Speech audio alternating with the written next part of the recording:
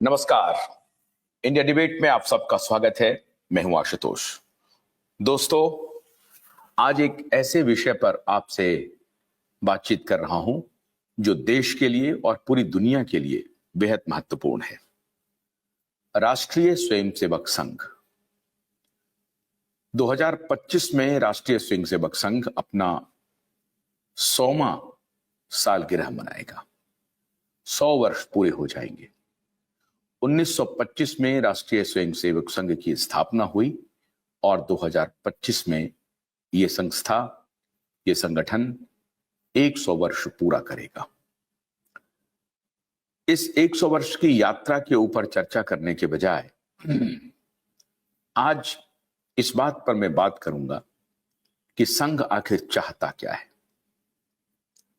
संघ किस रास्ते पर चलना चाहता है। 100 वर्षों की जो संघ की यात्रा रही है, क्या संघ उस यात्रा से खुद को अलग करना चाहता है? क्या संघ कोई और नया रास्ता ढूंढ लिया है? क्या संघ को किसी और बात का इल्म हो गया है? या संघ कह कुछ रहा है और करना कुछ चाहता है? क्या संघ में दो फाड़ हो गया है? क्या संघ में विचारधारा के स्तर पर एक टग ऑफ वॉर चल रहा है? क्या संघ के बहुत सारे लोग आज तक जिस रास्ते पर संघ चलता रहा है उसी पर चलना चाहते हैं?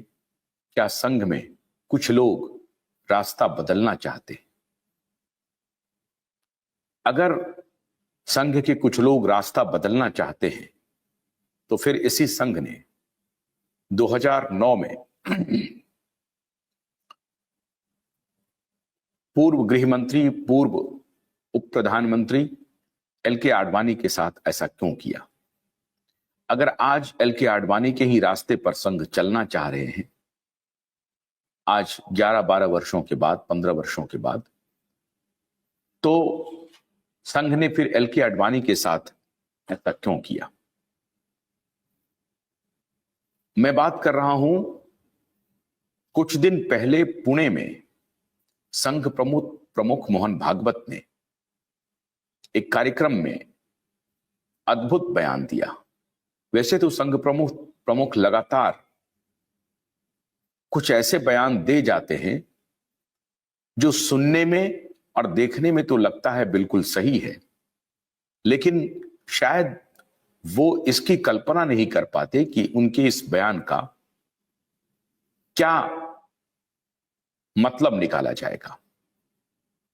याद कीजिए, 2015 के आसपास जब बिहार का चुनाव था, उस वक्त संघ प्रमुख ने रिजर्वेशन को लेकर के एक बयान किया था और उसके बाद भारतीय जनता पार्टी को उसका नुकसान हुआ। कुछ दिन पहले जब लोकसभा के चुनाव में भारतीय जनता पार्टी की हार हुई, हार मतलब 303 से 240 पर सीटों का आंकड़ा आ गया, तो संघ प्रमुख ने कहा कि किसी को भी भगवान समझ लेने की इजाजत नहीं दी जा सकती। जो लोग खुद को भगवान समझने लगते हैं या हर चीज से ऊपर खुद को मानने लगते हैं, ये एक अहंकार है। उनका इशारा सीधे सीधे प्रधानमंत्री नरेंद्र मोदी की तरफ था और बाकी और नेताओं की तरफ भी था। लेकिन संघ प्रमुख ने जो हाल का बयान दिया है वो अद्भुत है और चौंकाने वाला है। संघ प्रमुख किसके लिए बयान दे रहे हैं, किसको संतुष्ट करना चाहते हैं और किसको नाराज करना चाहते हैं? आपको हैरानी होगी कि पुणे में संघ प्रमुख के बयान से संघ के बहुत बड़े तबकों में संघ प्रमुख को लेकर के मन ही मन और दबी जुबान में आपत्तियां उठाई जा रही हैं और देश भर में ऐसे संगठन, ऐसा समूह जो सनातन के समर्थक हैं, वो मुखर हो गए हैं संघ प्रमुख के खिलाफ। सनातन के बहुत बड़े हस्ताक्षर जो आजकल बने हैं रामभद्राचारी साहब, उन्होंने तो यहां तक टिप्पणी कर दी कि मोहन भागवत हिंदुओं के ठेकेदार नहीं हैं। बहुत कठोर टिप्पणी थी रामभद्राचारी की कि मोहन भागवत हिंदुओं के ठेकेदार नहीं हो सकते हैं। किसने मोहन भागवत को हिंदुओं का ठेकेदार बना दिया? मोहन भागवत ने असल में पुणे में कहा क्या? मोहन भागवत ने कहा कि हर मस्जिद में मंदिर ढूंढने की जो परंपरा की शुरुआत हुई है वो गलत है। मोहन भागवत ने कहा कि राम मंदिर हमारी आस्था का सवाल था, वो हमारी पहचान की लड़ाई थी, इसलिए हम राम मंदिर बाबरी मस्जिद विवाद को हल करना चाहते थे और रामलला का मंदिर बनाना चाहते थे। अब वो विवाद खत्म हो गया है, वहां राम मंदिर का निर्माण हो चुका है, इसलिए अब मंदिर मस्जिद का विवाद नहीं होना चाहिए। और जो लोग मंदिर मस्जिद का विवाद करना चाहते हैं या हर मस्जिद में मंदिर ढूंढ रहे हैं, वो खुद को हिंदुओं का नेता बनाना चाह रहे हैं। अब अद्भुत हैरानगी है, मोहन भागवत का संघ पिछले 100 वर्षों से खुद को हिंदुओं का ठेकेदार समझ करके कार्य करते रहे हैं, इसमें कोई शक नहीं है। सनातन के लिए, हिंदू एकता के लिए, हिंदू के लिए संघ का जो कुछ भी अभियान रहा है, जागरण का जो अभियान रहा है, वो अतुलनीय रहा है और उसकी कोई आलोचना नहीं कर सकता। वो अपने कार्यक्षेत्र में संघ ने अपनी भूमिका का निर्वाह बहुत ठीक ढंग से किया है। लेकिन आज संघ प्रमुख अपने ही पुराने प्रमुखों को भूल रहे हैं, अपनी विचारधारा से हट रहे हैं। आज सनातन या हिंदू में उनकी आस्था नहीं है, उनकी आस्था सेक्युलरिज्म की तरफ बढ़ रहा है। सनातन अपने आप में सेक्युलरिस्ट है, हिंदू अपने आप में सेक्युलरिस्ट है। ये जो नैरेटिव था संघ का, संघ उससे अब हट रहा है। संघ अब अपीजमेंट की तरफ जा रहा है। संघ शायद सेक्युलरिज्म की नई परिभाषा गढ़ रहा है। संघ शायद सनातन की नई परिभाषा गढ़ना चाहता है, नई परिभाषा गढ़ना चाहता है। और ये संघ का नहीं, ये संघ प्रमुख का बयान है। अधिकतर संघ के संगठनों से जुड़े हुए लोगों ने बहुत तीखी प्रतिक्रिया दी है। जैसा मैंने आपको बताया कि संघ के लिए इस तरह का बयान और मोहन भागवत के लिए इतना कठोर बयान श्री राम भद्राचार्य की तरफ से आए, इसकी आप कल्पना नहीं कर सकते थे। न सिर्फ राम भद्राचार्य ने, संघ का जो अपना मुखपत्र है ऑब्जर्वर ने आज एक संपादकीय लिखा है और उसमें ऑब्जर्वर के संपादक प्रफुल्ल केतकर ने साफ साफ लिखा है कि जो भी मंदिर का जो क्लेम किया जा रहा है या जहां कहीं भी मस्जिद में मंदिर ढूंढे जा रहे हैं, वो कोई अवैज्ञानिक नहीं है, गैर कानूनी नहीं है। कानून का सहारा लेकर के अदालत के आदेश के बाद आर्कियोलॉजिकल सर्वे ऑफ इंडिया को आदेश दिए जा रहे हैं और उस आदेश के तहत सर्वे हो रहे हैं। उसे यह कहना कि यह गैर कानूनी है और समाज में सौहार्द को खत्म करने वाला है, यह अनुचित है। उस लेख का लब्बो-लुआब यही है। साफ है कि संघ का मुखपत्र ऑब्जर्वर स्वयं अगर संघ प्रमुख की बात को कॉन्ट्राडिक्ट करे, उसकी आलोचना एक प्रकार से करे, तो इसे क्या माना जाएगा? इसका मतलब हुआ कि संघ प्रमुख के उस बयान से काफी लोगों ने खुद को अलग कर लिया है। और यह आपको मानना पड़ेगा कि संघ प्रमुख ने किस परिप्रेक्ष्य में इस बयान को दिया है, उन्होंने इसका स्पष्टीकरण नहीं दिया। क्या संघ प्रमुख ये बात मानते हैं कि काशी मथुरा के विवाद को छोड़ दिया जाए? क्या संघ प्रमुख संभल में जो आज खुदाई हो रही है, ये कोर्ट के आदेश के तहत हो रही है? सर्वे के लिए कोर्ट का रुख किया लोगों ने और फिर कोर्ट ने आदेश दिया कि हां सर्वे होगा, और सर्वे में जो खुदाइयां हो रही हैं, उस खुदाई में जो कुछ एविडेंस निकल रहे हैं, उस पर चर्चा हो रही है। काशी और मथुरा के बारे में संघ प्रमुख क्या अपनी राय बदल चुके हैं? संघ प्रमुख का यह कहना कि राम मंदिर बाबरी मस्जिद का जो विवाद था वो हमारी आस्था से जुड़ा हुआ था, तो क्या मथुरा आपकी आस्था से जुड़ा हुआ नहीं है? क्या काशी आपकी आस्था से जुड़ा हुआ नहीं है? क्या मथुरा में और काशी में मंदिरों को नहीं तोड़े गए? वहां के साक्ष्य क्या कह रहे हैं? साक्ष्य जो भी हो, कानूनी तरीके से अदालती आदेश के तहत अगर सर्वेज होते हैं तो आपको क्या आपत्ति है? फिर आपका यह बयान कि हर मस्जिद में मंदिर ढूंढना अनुचित है, आप चाहते क्या है? किसको एंटोगनाइज करना चाहते हैं? किसकी खिलाफत कर रहे हैं? आपको बताना पड़ेगा कि कौन हिंदू का नेता बनना चाहता है, किसकी तरफ आपका इशारा है। क्या आपका इशारा उत्तर प्रदेश के मुख्यमंत्री योगी आदित्यनाथ की तरफ है? क्या आपका इशारा उन वकीलों की तरफ है, पिता पुत्र की तरफ है, जो लगातार मस्जिदों मंदिरों को तोड़ करके जहां जहां मस्जिदों का निर्माण हुआ है उसकी एक सूची अदालत को दिया है और उन्होंने कहा है कि इस सब के सर्वे कराए जाए?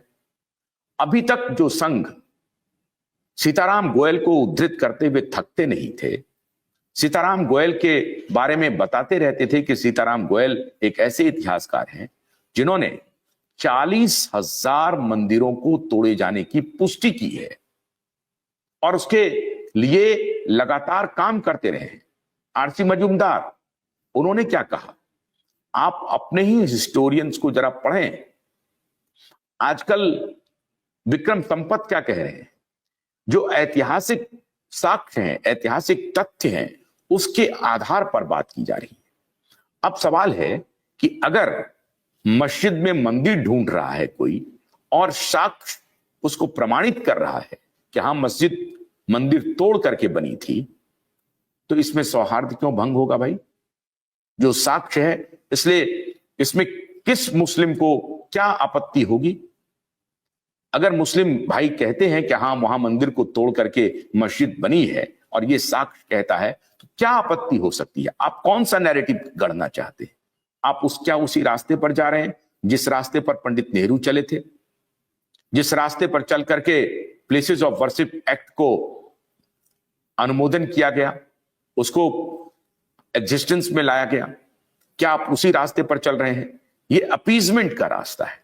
अगर यही रास्ता रहता तो अब सनातन के लोग तर्क दे रहे हैं कि जिस आधार पर रिजर्वेशन की फिलॉसफी तैयार की गई और कहा गया कि एक वर्ग विशेष के साथ, एक समुदाय विशेष के साथ अन्याय हुआ, अत्याचार हुआ, वो हाशिए पर चले गए, इसलिए उन्हें प्रोटेक्ट करने की आवश्यकता है। क्या वही लॉजिक मंदिर मस्जिद विवाद में नहीं आएगा? क्या सनातन के लोग क्या ये लॉजिक नहीं दे रहे हैं? बाबा साहब अंबेडकर को उद्धृत नहीं कर रहे हैं? बाबा साहब अंबेडकर ने कहा कि रिजर्वेशन इसलिए जरूरी नहीं है कि उनकी आर्थिक और सामाजिक स्थिति को आगे बढ़ाया जाए, इसलिए भी जरूरी है कि ये सामाजिक एकता के लिए, सामाजिक समानता के लिए ये जरूरी है। आने वाले दिनों में बराबरी का माहौल बने, समाज में समानता आए, और समानता तभी आएगी जब उसे प्रोटेक्ट किया जाएगा। तो जहां मंदिर टूटे हैं और तोड़ करके मस्जिद बने हैं, उनके साक्ष्य प्रस्तुत किए जा रहे हैं वैज्ञानिक आधार पर। ये अगर कोई रिक्लेम कर रहा है तो आपको सर्वे कराने में क्या आपत्ति है? फिर यकायक आपको ये तत्व ज्ञान कैसे हो गया जो पूरी दुनिया को आप सीख देने के लिए कहने लगे कि नहीं, हमें तो पूरी दुनिया को बताना है कि हम आपसी सौहार्द से कैसे रहते आए हैं और कैसे आगे रहते रहेंगे। आपसी सौहार्द को तोड़ा किसने? ये अगर सवाल उठता है तो इसका जवाब देगा कौन? मेरे अकलियत के भाई बंधु ये ना समझें कि मैं आपके खिलाफ कुछ बोल रहा हूं, बिल्कुल नहीं बोल रहा हूं। मैं तो बार बार ये कहता रहा हूं कि भारत में 98% मुस्लिम कन्वर्टेड हैं, जो हमारे ही सनातनी हैं, जो हमारे ही हिंदू भाई बहन हैं, उनका कन्वर्जन हुआ है। लेकिन बहुत सारे लोग खुद को तुर्की कहते हैं, बहुत सारे लोग सीधे अपने को खलीफा से जोड़ते हैं, पैगंबर मोहम्मद साहब के वंशज मानते हैं, और वो कहते हैं कि हम तो अरब से आए थे, हम तो तुर्की से आए थे, हम तो ईरान से आए थे, हम तो इराक से आए थे। कोई बात नहीं, आप 1-2% आए हैं, आज भी आप क्लेम कर रहे हैं तो बड़ी अच्छी बात है। आप कल्पना कर सकते हैं कि दुनिया भर के जितने भी मुस्लिम कंट्रीज हैं उन्होंने ऑलमोस्ट अपने अंदर सुधार किया, लेकिन भारत में कोई सुधार नहीं हुआ। भारत में मुस्लिम बंधुओं ने बहुत सुधार नहीं किया, ना उस दिशा में कोई सोच वो लागू कर रहे हैं। देवबंद दुनिया का एक ऐसा स्कूल है जो बदस्तूर जारी है, चल रहा है। वो किस प्रकार की पाठशाला है ये किसी से छिपा हुआ नहीं है। तो सवाल है कि संघ प्रमुख किसको कह रहे हैं कि आप हिंदू के नेता बनना चाहते हैं? किससे कह रहे हैं? हिंदू के ठेकेदार मोहन भागवत जी अकेले नहीं है। और इसका परिणाम यह हुआ कि मोहन भागवत जी के खिलाफ संघ में ही विरोधी स्वर उठने लगे हैं। सनातन के जितने बुद्धिजीवी हैं, जो बड़े स्कॉलर हैं, इंटेलेक्चुअल हैं, वो तो इस बयान से खुद को अलग कर चुके हैं। कहीं भी कोई भी प्रतिक्रिया देख लीजिए, वो खुद को इस बयान से अलग कर चुके हैं। आज जो सनातन के झंडाबरदार हैं या इंटेलेक्चुअल डिस्कोर्स में खुद को शामिल किए हुए हैं, उन सब ने, आप सबकी प्रतिक्रिया अगर आप देखेंगे, उन सब ने मोहन भागवत के इस बयान से खुद को अलग कर लिया है। और जैसा मैंने आपको बताया रामभद्राचारी के बारे में कि साफ साफ उन्होंने कहा कि आप हिंदुओं के ठेकेदार नहीं हैं। तो फिर आप किसे ये धमकी दे रहे हैं?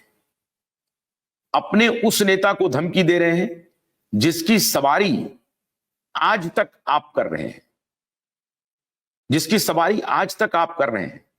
जिस प्रकार से योगी आदित्यनाथ डायरेक्ट कम्युनिकेशन कर रहे हैं, स्पष्ट कम्युनिकेशन है, उनमें कोई कंफ्यूजन नहीं है। योगी आदित्यनाथ के कम्युनिकेशन में कोई कंफ्यूजन नहीं है।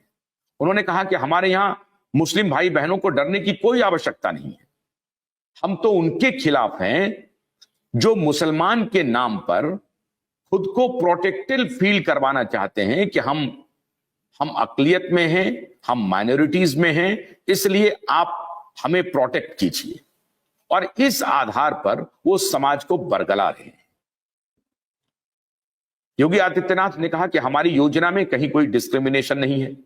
हमारी जितनी योजनाएं हैं सभी हिंदू भाई बहनों, मुस्लिम भाई बहनों, सिख भाई बहनों, क्रिश्चियन भाई बहनों के लिए उसी प्रकार से है जिस प्रकार से हिंदुओं के लिए। प्रशासन कोई डिस्क्रिमिनेशन नहीं कर रहा है। लेकिन अगर संभल का सांसद बिजली चोरी करे, संभल का सांसद 0 यूनिट खर्चा करे और उस पर प्रशासन जाए, तो सिर्फ इसलिए प्रशासन को कोई कार्रवाई नहीं करनी चाहिए क्योंकि संभल का सांसद मुस्लिम कम्युनिटी से आता है। ये कौन सा मुस्लिम भाई बहन स्वीकार करेगा? मैं नहीं मानता हूं कि भारत का कोई मुस्लिम भाई बहन इस बात को स्वीकार करेगा कि किसी भी एक सांसद को, चूंकि वो मुस्लिम है इसलिए उनको अधिकार मिल जाता है बिजली की चोरी करने का। सांसद के पिता ने धमकी दी संभल के डीएम को कि अगर हमारी सरकार आई तो हम तुम्हारी हेकड़ी ठीक कर देंगे। ये धमकी है। अगर योगी आदित्यनाथ ऐसे गुंडों के खिलाफ कोई कार्रवाई करते हैं तो उसे मुस्लिमों के खिलाफ कार्रवाई के रूप में क्यों कोई प्रचारित प्रसारित कर रहा है? ये वही प्रचारित प्रसारित कर रहा है जो मुस्लिम के नाम पर राजनीति कर रहे हैं, मुस्लिम को वोट बैंक बना के रखना चाहते हैं। मैं खास तौर से अपने मुस्लिम भाई बंधुओं से, बहनों और भाइयों से यह अपील करता हूं कि आप खुद को वोट बैंक के रूप में मत बनाइए। आप इस देश के अभिन्न अंग हैं, आप इस देश के खून हैं, आप इस देश की मिट्टी हैं, आप इस देश की हवा हैं, आप इस देश के पानी हैं। आप खुद को अलग थलग क्यों महसूस करवाते हैं? आप मुख्य धारा में हैं, मुख्य धारा में बने रहिए। मैं कभी कभी हैरान होता हूं कि दिल्ली आने वाला कोई भी मुस्लिम कम्युनिटी का व्यक्ति सबसे पहले जामिया मिलिया चला जाता है।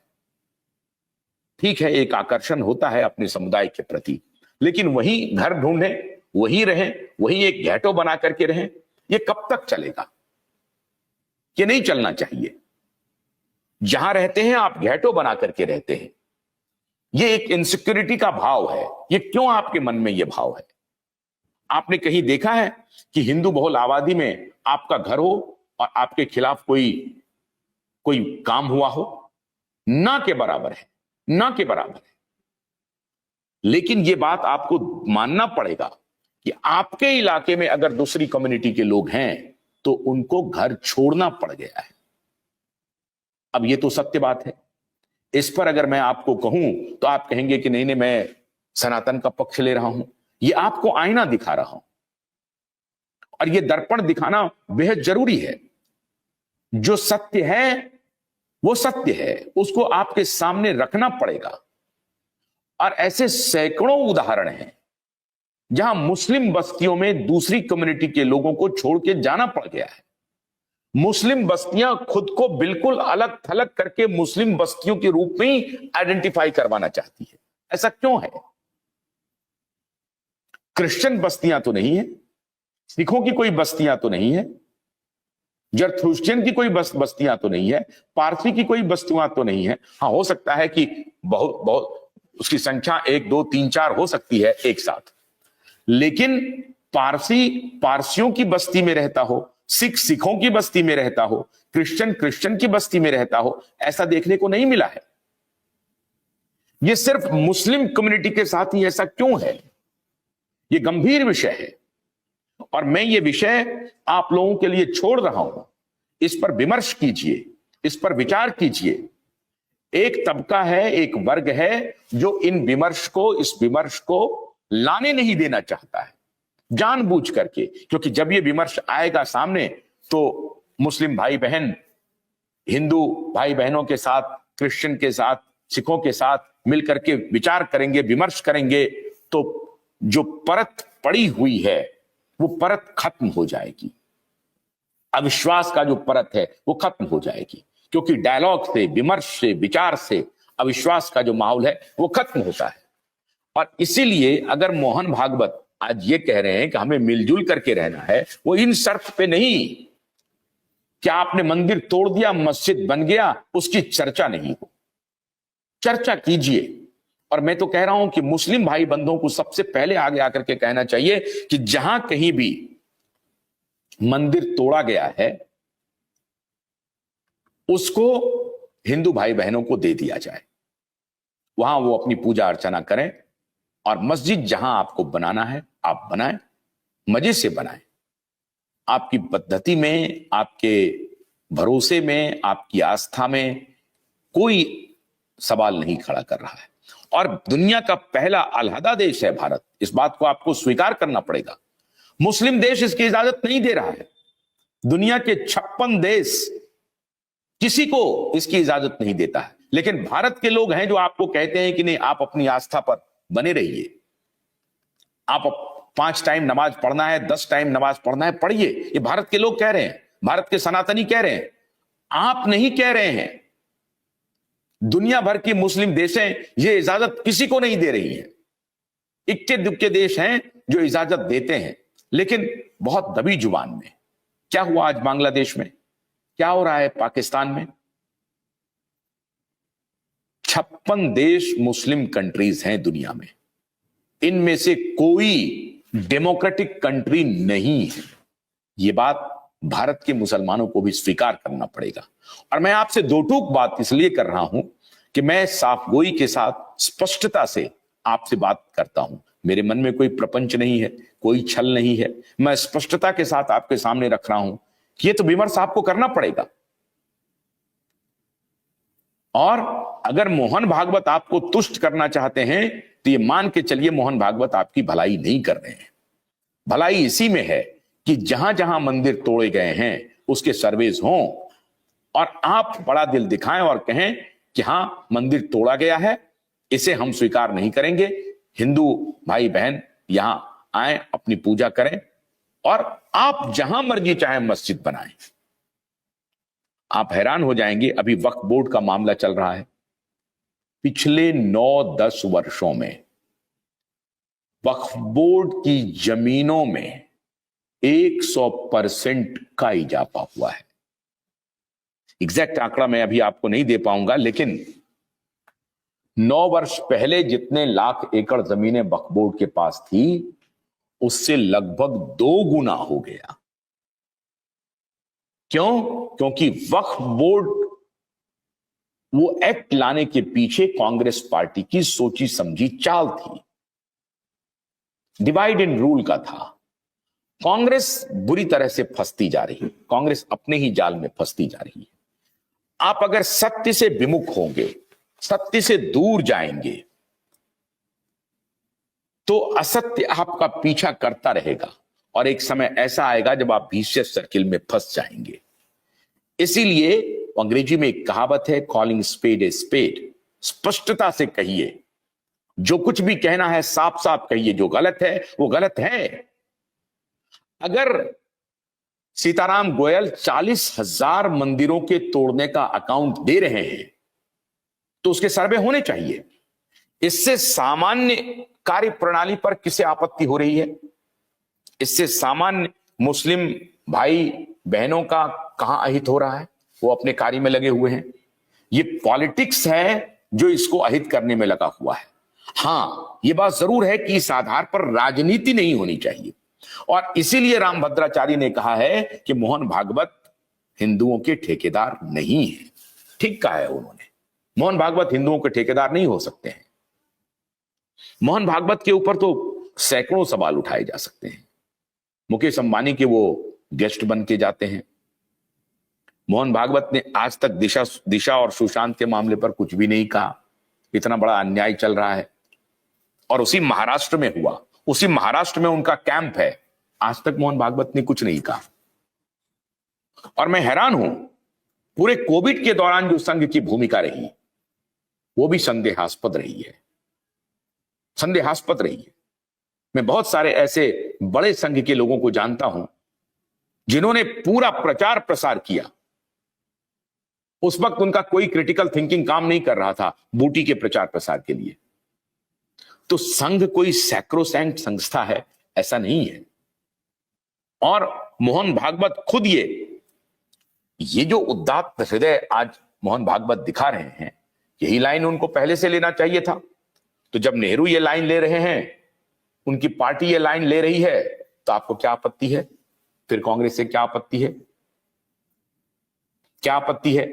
धर्म के आधार पर इस देश का विभाजन हुआ, उसके बाद भी अपीजमेंट का खेल चलता रहा इस देश में और आप उस अपीजमेंट के खिलाफ खड़े रहे। आपकी पूरी संस्था पिछले 100 वर्षों में खिलाफ खड़ी रही। आज यकायक कह रहे हैं कि राम मंदिर का जो हमारा विवाद था वो खत्म हो गया, अब हम हर मस्जिद में मंदिर नहीं तलाशेंगे। ये किसको धोखा दे रहे हैं आप? क्यों धोखा दे रहे हैं आप? मतलब आप चाहते क्या हैं? आप अपने विचार से आप हट रहे हैं और इसके लिए दूसरे को उत्तरदायी ठहरा रहे हैं। तो अब तक जो आपने किया वो विश्वमन नहीं था, लोग पूछेंगे आपसे। अब तक जो आप हिंदू राष्ट्र की कल्पना कर रहे थे और यकायक कह रहे हैं कि नहीं, हमें दुनिया को दिखाना है कि हम सहअस्तित्व के साथ रहें, आप हिंदू राष्ट्र की व्याख्या बदल रहे हैं। आपके हिंदू राष्ट्र की व्याख्या थी कि हिंदू धर्म नहीं है, एक जीवन पद्धति है जिसमें सहअस्तित्व उसका मूल है, सहनिवास उसका मूल है, साथ साथ रहने की कला उसका मूल है। यह आपके हिंदुत्व का डेफिनेशन था। आज आप कह रहे हैं कि हर मस्जिद के अंदर मंदिर नहीं ढूंढेंगे हम, इससे सौहार्द खराब होता है। अब तक आप सौहार्द अच्छा कर रहे थे, अच्छा कर रहे थे आप। राम मंदिर आंदोलन के लिए जो संगठन आगे बढ़कर के चला, आपने उसको भी इसका श्रेय नहीं दिया ठीक से। सिंघल साहब गुजर गए, ये तो इस देश की सनातन या वो हिंदूवादी लोग थे जिन्होंने सिंघल साहब को इसका श्रेय दिया कि वो आंदोलन, उस मूवमेंट को उन्होंने आगे बढ़ाया। विश्व हिंदू परिषद हो या बजरंग दल हो या और जो दूसरे संगठन हो। तो आरएसएस का नेतृत्व अगर खुद ही कंफ्यूज है या सनातन को नए तरीके से डिफाइन करना चाहते हैं, इस डिफिनेशन को वो छिपाए हुए क्यों थे? अभी तक तो आप कहते थे appeasement for none, appeasement of none, यह आपकी फिलॉसफी थी। अब आप कह रहे हैं कि नहीं, हम मंदिर नहीं ढूंढेंगे। मंदिर ढूंढना मस्जिद के पीछे सौहार्द तोड़ना नहीं है। और अगर आप ये कहते हैं कि मस्जिद के पीछे मंदिर ढूंढना आपसी सौहार्द और भाईचारे को तोड़ना है, तो फिर आप कांग्रेस के लाइन को टो कर रहे हैं। बिल्कुल नहीं है, कहीं कोई सौहार्द नहीं भंग हो रहा है। सौहार्द भंग करवाने की मनोवृत्ति मुस्लिम भाई बहनों में घुसाई जा रही है, और इसीलिए आज सारे मुस्लिम भाई बंधु जो हैं वो सब ये कहना शुरू कर दिए हैं कि नहीं, संघ प्रमुख ने बहुत अच्छा बयान दिया है, बहुत अच्छा बयान दिया है। जो पॉलिटिकल मास्टर्स हैं उस कम्युनिटी के, वो इसको कह रहे हैं। आम जन को कोई लेना देना नहीं है, ना मंदिर से लेना देना है, ना मस्जिद से लेना देना है। आम जन उसी सौहार्द से अपने आप को आगे बढ़ा रहे हैं। ये आप हैं कि सौहार्द कभी बिगाड़ देते हैं, ये आप हैं कि कभी सौहार्द बनाने के लिए प्रयास शुरू कर देते हैं। खुद ही बिगाड़ते हैं और खुद ही प्रयास शुरू करते हैं। 100 वर्ष तक आप लगातार ये कहते रहे कि भारत हिंदू राष्ट्र है, भारत हिंदू राष्ट्र बनेगा। आपके विचारधारा में यह शामिल था, और आप उस हिंदू राष्ट्र की परिकल्पना में मुस्लिम एक्सक्लूड है ऐसा नहीं कहते थे, ईसाई एक्सक्लूड है ऐसा नहीं कहते थे, सिख एक्सक्लूड है, जैन एक्सक्लूड है ऐसा नहीं कहते थे। आपने तो हिंदू राष्ट्र की इंक्लूसिव परिभाषा दी थी, और उस पर लोगों की श्रद्धा थी, उस पर लोगों की आस्था थी। आप उस मार्ग से हट रहे हैं। सनातन लगातार ये डिफाइन कर रहा था, तो आज अगर आप ये कह रहे हैं तो अपने ही एक कद्दावर नेता जो हर गलती को ठीक करने में लगा हुआ है, एक सांसद जो बिजली की चोरी कर रहा है, जो गुंडागर्दी कर रहा था, उसको पकड़ने में लगा हुआ है, तो आप उनके खिलाफ खड़े हो रहे हैं। अपने ही प्रधानमंत्री की आप आलोचना में लगे हुए हैं, तो किसे आप आईना दिखा रहे हैं? और इसका नतीजा यह हुआ कि आज आपके मुखपत्र ने भी यह लिख दिया कि रिक्लेमेशन ऑफ मंदिर जो है, टेंपल जो है, वो अनुचित नहीं है। और इसीलिए आपके जितने इंटेलेक्चुअल्स हैं, जो आजकल नए नए इंटेलेक्चुअल्स आए हैं और बड़ा अच्छा काम कर रहे हैं, चाहे वो जयसाई दीपक हो या और लोग हों, मैंने उनकी भी प्रतिक्रिया देखी। वो साफ साफ कह रहे हैं कि आधार तो वही बनेगा, अगर आप रिजर्वेशन को या अन्य चीजों को संवैधानिक दर्जा दे रहे हैं इस आधार पे कि नहीं, उस कम्युनिटी विशेष के साथ, एक वर्ग विशेष के साथ असमानता का माहौल रहा है, उसको समानता के इसमें लाना पड़ेगा। तो ये जो साफ साफ तोड़ा गया 40,000 मंदिरों को, उसे अगर यहां की बहुमत आबादी कहती है कि नहीं, उसका पुनरुद्धार होना चाहिए, और कानून के अंदर कह रहा है, सुप्रीम कोर्ट ने अभी कहा, रोक लगा दिया कि नहीं, इससे माहौल, वो ठीक है, एक लॉ एंड ऑर्डर का सिचुएशन हो सकता है जिसको लेकर के आप ये बात कह सकते हैं कि लॉ एंड ऑर्डर नहीं बिगड़ना चाहिए, कॉन्फिडेंस लेना चाहिए। मुस्लिम भाई बहनों का कॉन्फिडेंस लीजिए, उनका सहयोग लीजिए। लेकिन मैं आपको बताता हूं कि पॉलिटिशियन को अगर आप छोड़ दें, एक भी मुस्लिम भाई बहन ये नहीं कहेंगे कि जहां मंदिर तोड़ करके मस्जिद बना है उसे आप मस्जिद रहने दें, बिल्कुल नहीं कहेंगे। मैं दावे के साथ कहता हूं आपको, चाहे वो संख्या 40,000 हो, चाहे वो संख्या 80,000 हो, एक भी मुस्लिम भाई बहन नहीं कहेंगे। ये नेता, ये उनके जो पॉलिटिकल स्टेक होल्डर हैं, वो उनका दिमाग खराब करवा रहे हैं, वो उनके कान में भर रहे हैं कि ये आपको इनसिक्योर कर रहे हैं। उनको कोई इनसिक्योरिटी नहीं है, वो उसी तरीके से अपना काम करें, वो 5 टाइम नमाज पढ़ें, वो बेहतर मस्जिद बनाए। सनातनी आपको चंदा देंगे, हिंदू भाई चंदा देकर के मस्जिद बनाएंगे। अयोध्या में बन रहा है मस्जिद, और दुनिया का सबसे विशालतम मस्जिद बन रहा है। तो ऐसे लोग जो अपीजमेंट की पॉलिटिक्स करते हैं, राजनीति करते हैं, उनके लिए ये बहुत बड़ा सबक है।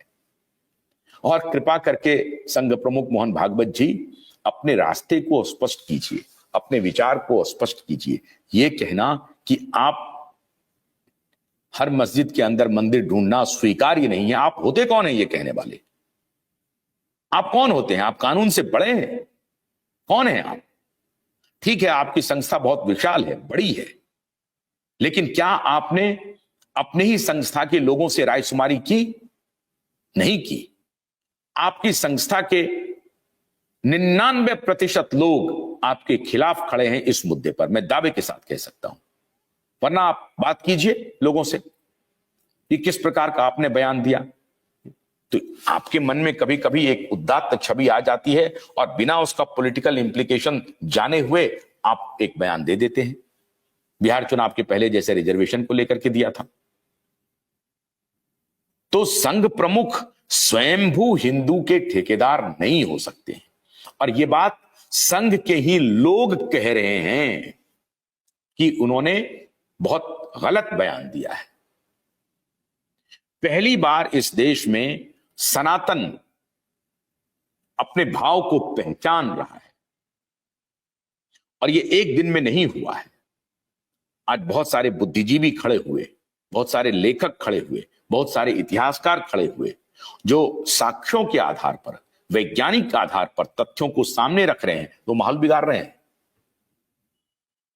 अब हर गंदी चीज को दबा करके रख दें क्योंकि माहौल ठीक करना है। माहौल कहीं खराब नहीं हो रहा है। जब आप एनआरसी लेके आए थे तो यही माहौल खराब कर रहे थे। सीए लेकर के आए थे तो यही लोग माहौल खराब कर रहे थे। लोगों को पता चल गया सीए से किसी की नागरिकता नहीं गई, एनआरसी से किसी की नागरिकता नहीं गई, लेकिन लोगों ने तो माहौल खराब किया।